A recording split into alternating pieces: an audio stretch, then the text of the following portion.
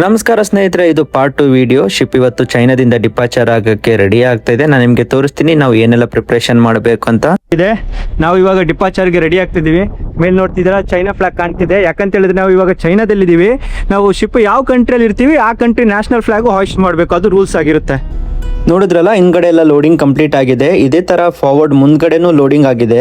ನಾನು ನಿಮಗೆ ಮುಂದ್ಗಡೆ ತೋರಿಸ್ತೀನಿ ನೋಡಿ. ಇವಾಗ ನಾವು ಡಿಪಾರ್ಚರ್ಗೆ ರೆಡಿ ಆಗೋದ್ರಿಂದ ಸ್ವಲ್ಪ ಬಿಸಿ ಇದೀವಿ. ನೋಡಿ ಮುಂದ್ಗಡೆ ಏನು ಕಾಣಿಸ್ತಾ ಇದೆ, ಕಂಟೈನರ್ ಎಲ್ಲ ಲೋಡಿಂಗ್ ಆಗಿದೆ. ಇಲ್ಲೇನು ಲೆಂತ್ ಡಯಾಗ್ರಾಮ್ ನೋಡ್ತಿದ್ದೀರಾ, ಇದು ಶಿಂಪಿದ್ ಲೆಂತ್. ಈ ರೆಡ್ ಮಾರ್ಕ್ ಏನಿದೆ ಅದಕ್ಕೆ ಬ್ರಿಡ್ಜ್ ವಿಂಗ್ ಅಂತ ಕರೀತಾರೆ. ಅದು ಬ್ರಿಡ್ಜ್ ಇದು ನ್ಯಾವಿಗೇಷನ್ ಮಾಡೋ ಏರಿಯಾ. ಇಲ್ಲಿಂದ ಮುಂದ್ಗಡೆಗೆ 226 ಮೀಟರ್ ಇದೆ. ಇಲ್ಲಿಂದ ಹಿಂದ್ಗಡೆಗೆ ಅರೌಂಡ್ 75 ಮೀಟರ್ ಇದೆ. ಈ ಶಿಪ್ ಇದು ಟೋಟಲ್ ಲೆಂತ್ ಬಂದು 300 ಮೀಟರ್ ಉದ್ದ ಇದೆ. ಅಗಲ ಬಂದು 40 ಮೀಟರ್ ಇದೆ. ಇದ್ರ ಟೋಟಲ್ ಕ್ಯಾರಿಂಗ್ ಕೆಪಾಸಿಟಿ 6600 ಕಂಟೈನರು ಇದರಲ್ಲಿ ಕ್ಯಾರಿ ಮಾಡಬಹುದು. ನೋಡಿ ಅಲ್ಲಿ ಮೇಲೆ ಏನಿದೆ ಈ ಜಾಗ ಬ್ರಿಡ್ಜು, ಇದಕ್ಕೆ ಮಂಕಿ ಐಲ್ಯಾಂಡ್ ಅಂತ ಕರೀತಾರೆ. ನೋಡಿ ಕ್ರೈನ್ ಮೂವ್ ಆಗ್ತಾ ಇದೆ.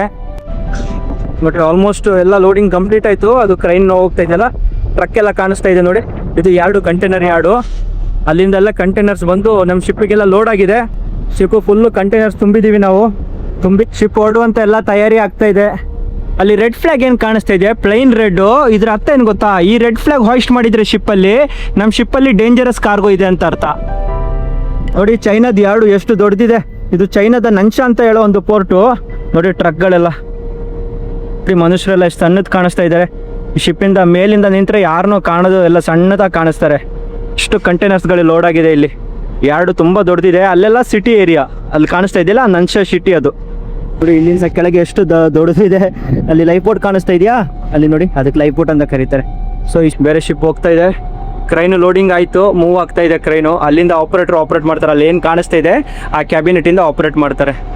ನೋಡಿ ಕ್ರೈನ್ ಎಲ್ಲ ಲೋಡಿಂಗ್ ಆದಮೇಲೆ ಈ ಬೂಮ್ ಏನಿದೆ ಆ ಮೇಲ್ ಆಗ್ತಾ ಇದೆ. ಈ ಥರ ಇದಕ್ಕೆ ಬೂಮ್ ಅಂತ ಕರೀತಾರೆ. ಲೋಡಿಂಗ್ ಆದ ತಕ್ಷಣ ಇದು ಬೂಮ್ ಮೇಲ್ ಮಾಡ್ತಾರೆ. ಯಾಕಂತ ಹೇಳಿದ್ರೆ ಈ ಶಿಪ್ ಇದು ಮಾಸ್ಟ್ ಇದೆಯಲ್ಲ, ಇದು ಟಚ್ ಆಗುತ್ತೆ. ಅದಕ್ಕೋಸ್ಕರ ಲೋಡಿಂಗ್ ಆದ ತಕ್ಷಣ ಇದನ್ನ ಮೇಲ್ ಮಾಡಿ ಹಿಂಗೆ ಹಾಯ್ಸ್ಟ್ ಮಾಡಿಟ್ಟಿರ್ತಾರೆ. ನೋಡಿ ಇಲ್ಲೆಲ್ಲ ಕಾಣಿಸ್ತಾ ಇದೆಯಲ್ಲ, ಇಲ್ಲಿ ಇನ್ನೊಂದು ಕಾಣಿಸ್ತಿದೆ ನೋಡಿ, ಈ ಥರ ಮಾಡಿರ್ತಾರೆ. ನೋಡಿ ಹೊರಗಡೆ ಒಂದು ಶಿಪ್ ಡಿಪಾರ್ಚರ್ ಆಗ್ತಿದೆ. ಅದೇನು ಕಾಣಿಸ್ತಿದ್ದು, ಶಿಪ್ ಡಿಪಾರ್ಚರ್ ಆಗ್ತಿದೆ. ಕಾಣಿಸ್ತಾ ಇದೆಯಾ ನೋಡಿ, ಇದು ಶಿಪ್. ಇದು ಟಗ್ ಸಹಾಯ ಇಲ್ಲದೆ ತಿರ್ಗ್ಸಕ್ ಕಷ್ಟ ಆಗುತ್ತೆ. ಅದು ನೋಡಿ 3 ಟಗ್ ಇದೆ. ಅದ್ರ ಪಕ್ಕದಲ್ಲಿ 3 ಟಗ್ ಇದೆ. ಆ 3 ಟಗ್ ಸಹಾಯದಿಂದ ಶಿಪ್ನ ತಿರ್ಗಿಸಿ ಹೀಗೆ ಸ್ಟ್ರೈಟ್ ಮಾಡಿಕೊಡ್ತಾರೆ. ಮತ್ತೆ ಅದು ಇಂಜಿನ್ ಯೂಸ್ ಮಾಡಿ ಇಲ್ಲಿಂದ ಹೋಗ್ಬಿಡುತ್ತೆ.